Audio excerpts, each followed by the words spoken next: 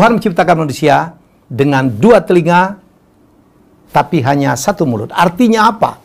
Kalau kita cermat, ya, menganalisa ini, mengartikan ini, artinya sebenarnya kita sebagai makhluk Tuhan diminta untuk lebih banyak mendengar daripada berbicara. Ya, jadi kita diminta untuk lebih banyak mendengar daripada berbicara. Dan yang terjadi sekarang, kalau kita rasakan, kita lihat ya di masyarakat, dalam perdebatan-perdebatan, dalam talk show yang ratingnya bagus, itu adalah orang berebut bicara, ya, tidak mendengarkan lawannya bahkan. Dulu kita menyaksikan dalam beberapa talk show, ya. Kadang-kadang orangnya itu aja yang dia berdebat. Tiap kali bertemu dalam satu panggung, dalam satu set, mereka berseteru. Ya, adu argumentasi, tapi tidak ada yang mendengarkan satu sama lain. Tumpang tindih suaranya dan ratingnya tinggi. Yang nonton banyak, suka banget orang dengan perdebatan-perdebatan seperti itu. Ya, tetapi apa kesimpulan yang bisa didapatkan? Ya, jadi sekali lagi, statement tadi, ya pernah disampaikan oleh seorang tokoh perempuan Indonesia dalam sebuah debat, karena lawannya tidak pernah mau ngomong, tiap kali si ibu ini bicara dia selalu potong, selalu menyerang. Dia bilang, "Hei Pak, manusia diciptakan Allah hanya memiliki 1 mulut tapi 2 telinga. Artinya apa? Lebih banyak kita disuruh untuk diminta untuk mendengar daripada berbicara." Teman-teman, sekitar berapa tahun yang lalu, ya mungkin 4-5 tahun yang lalu, saya pernah mendapatkan kesempatan beasiswa untuk mengenyam pendidikan ya di MIT, ya MIT yang ada di kota Boston, ya sekolah yang sangat terkenal karena Iron Man juga kuliahnya di sini nih, melahirkan banyak sekali teknologi. Dan saya beruntung, saya bertemu dengan seorang profesor namanya Otto Scharmer. Ya, keturunan Jerman, tetapi ini adalah warga negara Amerika dan mempunyai buku, mempunyai teori yang bicara tentang U-theory. U-theory itu justru intinya mengajak kita, yang menganjurkan kita untuk lebih banyak mendengar, ya, daripada berbicara. Jadi pada saat-saat tertentu kita harus banyak mendengar. Saya batch keempat, ya, dari kursus short course, ya, future leader itu. Ya, saya batch keempat, angkatan keempat. Di atas saya ada Farhan yang sekarang jadi anggota Komisi 1, ada Mas Tanto, ada Andi Noya, dan ada berapa nama, ada beberapa nama-nama besar lain yang tiap hari kerjanya ngomong. Saya pun sama, saya konfirmasi dengan Farhan. Kita bingung pertama dapat U-theory. Saya ini adalah orang yang di mana-mana didengarkan orang omongannya.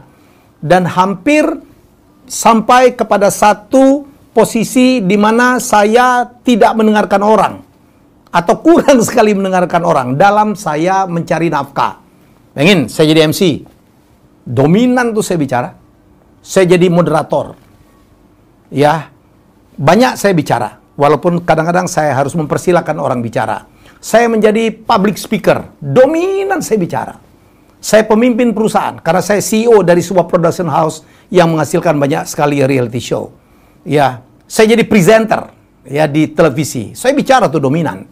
Hampir sedikit sekali profesi saya yang saya mendengarkan orang. Karena profesi, bukan saya nggak mau mendengarkan orang, tapi kebiasaan bicara sehingga saya dianggap salah satu sebagai public speaker di Indonesia ini, membuat saya tidak terlatih untuk mendengar.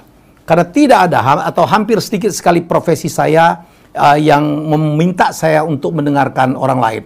Jadi saya waktu masuk di short course yang ada di MIT ini, kita dilatih ya untuk mendengarkan.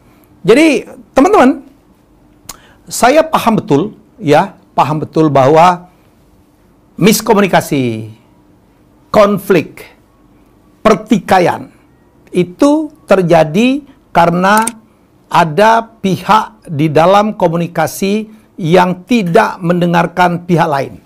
Percayalah. Ya, kadang-kadang kita tuh dalam komunikasi, orang baru mau ngomong, saya udah tahu tuh yang mau kamu sampaikan. Dan kita udah potong, padahal belum tentu itu. Malah yang tadi saya bilang, dalam beberapa talk show yang kita lihat di TV, Mereka tidak mendengarkan satu sama lain. Yang ada itu mereka melontarkan mulut saya begini. Tidak ada satupun yang mau mendengarkan. Ya, apa yang bisa kita dapatkan? Itu bukan dialog yang sehat. Teman-teman, dalam materi kali ini saya mengajak Anda untuk menyadari satu kesalahan juga yang dulu saya lakukan, ya, bahwa dulu karena profesi, bukan karena kesengajaan semata-mata. Saya tidak mendengarkan orang lain. Tapi dalam berbagai hal kita harus memberikan kesempatan orang lain untuk bicara, memberikan kesempatan orang lain untuk menyampaikan gagasannya, menyampaikan argumentasinya, baru kita balas. Di dalam ilmunya, Youtheory kita menyebutnya adalah suspend judgment. Jangan cepat menyimpulkan. Ya, miskomunikasi, konflik, atau pertikaian terjadi karena kita terlalu cepat menyimpulkan. Seolah-olah kita udah tahu gitu. Nah, kalau seolah-olah kita sudah tahu itu, padahal bukan itu persoalannya, itulah yang mengakibatkan kita bisa membuat kesimpulan yang salah. Yang begitu kita sampaikan, dengan sedikit memaksa pula, dengan public speaking kita yang sangat baik, itu membuat lawan tidak menerima dan terjadi perselisihan, terjadi pertikaian, terjadi miskomunikasi.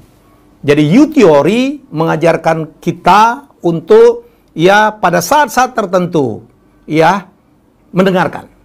Ya, malah kalau lawan sedang berbicara, ya sebaiknya kita dengarkan sampai habis. Ini dalam sebuah dialog ya, bukan dalam sebuah talk show. Saya banyak diserang, Mas Helmi sering banget motong, itu kepentingan show. Bukan itu yang saya maksudkan. Jadi kalau Anda dalam berdialog, komunikasi, negosiasi, malah dalam ilmu negosiasi, siapa yang lebih banyak bicara itu cenderung kemungkinannya akan lebih banyak kalah. Ya, dalam sebuah negosiasi. Orang yang defend, yang diam, yang pasif kadang-kadang lebih menguntungkan dalam ilmu negosiasi. Betapa pentingnya ya, jangan Anda menyepelekan ya bahwa kita harus mendengar. Jangan defend jadi orang. Dikasih masukan, defend gitu. Jangan menjadi orang seperti itu. Orang-orang yang defend itu rata-rata nggak banyak gitu tambahan ilmunya. Kita dapat ilmu banyak itu kalau kita mau mendengarkan orang. Ya, kita rugi kalau kita ngomong terus dan lawan kita mendengar. Oh, dia banyak dapat ilmu dari kita. Kita dapat apa? Nothing. Hanya kepuasan, emosi bahwa kita tidak kalah. Hati-hati. Ini adalah ilmu untuk mencapai sukses. Jadi sebaiknya menurut saya, jadilah seorang public speaker yang baik, tetapi jadilah juga seorang public listener yang baik. Walaupun istilah ini tidak ada. Jangan defend. Kalau orang ngomong itu, langsung dilihat dari takut banget kalau menganggap bahwa kita itu kurang pintar, kurang hebat. Hanya dengan mendengarkan orang lain. Kita baru ngomong, dia panjang banget, defend banget. Nggak mau kalah. Ini hidup ini bukan kalah menang. Hidup ini bagaimana kita menambah ilmu, menambah wawasan, menambah pengetahuan, menambah rezeki dari interaksi. Interaksi itu kadang kita ngomong, kadang kita harus juga mendengarkan kata orang. Jangan melihat bahwa yang ngomong ini ada umurnya lebih muda. Dulu sekolahnya sembarangan. Dulu nyontek sama gua. Ya, nggak bisa begitu. Ya, saya pun sekarang belajar banyak, terutama dalam dunia YouTube ini. Saya kan nol nih. Yang membimbing saya atau yang mengajak saya adalah anak-anak yang usianya lebih muda, bahkan anak-anak muda banget. I have to listen to them. Saya dengerin mereka. Oh begitu ya. Oh begitu ya. Oh saya kalau televisi hatam kali, tetapi dunia YouTube adalah dunia yang berbeda. Dalam dunia televisi pun saya banyak mendengar, karena kan dinamis sekali itu berubah. Dunia TV berubah, apalagi dunia YouTube berubah. Apa yang menjadi trending topik sekarang belum tentu akan jadi trending topik minggu depan. Ya, jadi kita harus keep update. Belajar dari YouTuber top. Sekarang ini ada Mr. Beast. Saya kemarin liatin ke mereka. Seorang Deddy Corbuzier itu menjelma berulang-ulang untuk mengganti format. Ya, jadi menurut saya kembali kepada ilmu kehidupan, ya kita ya harus juga mendengarkan kata orang. Nah, celakanya.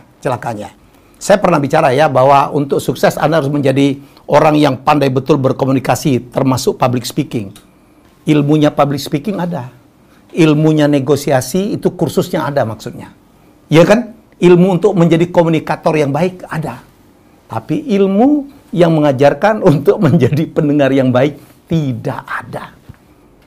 Ya, saya biarin aja lah. Mau Becky, Charles Bonar bikin sekolah public speaking. Jangan-jangan saya bikin sekolah public listening. Percayalah, orang-orang hebat.